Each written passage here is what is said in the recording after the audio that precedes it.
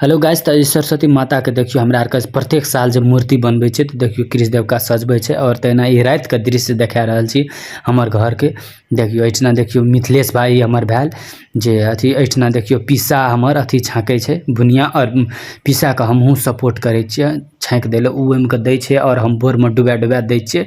और तहिना एठना देखियो ननकू मिथिलेश भाई और कृष्ण देव का दुनू गोटा मिल के रात के टाइम में सजबै छै मूर्ति के। तऽ अहाँ सबके देखा रहल छी अखनी ई जे छै से देखियो की कहै छै। आब बौआ पूछ रहल छै कतऽ देबी वीडियो, तऽ कहलिए यूट्यूब पर चैनल पर अथी हमर कृष्णदेव अंकल के। तहिना देखियो तहिना एठना देखियो हमरा जे छै से पीसा कहना छै खाली बोर में डुबबै लए, तऽ हम उ काम कए रहल छी। और पीसा जे छै से अहाँके छाँकि रहल छै, तऽ से हम अहाँ सबके देखबै छी। देखियो तहिना जे छै से पीसा आब जे छै से ओइ डोल में के देलकै, ओकरा तेल पूरे कड़कड़ के ओइमे के छाँकि के तकर बाद देना जाइ छै। हम जे छै से निकालना जाइ छियै।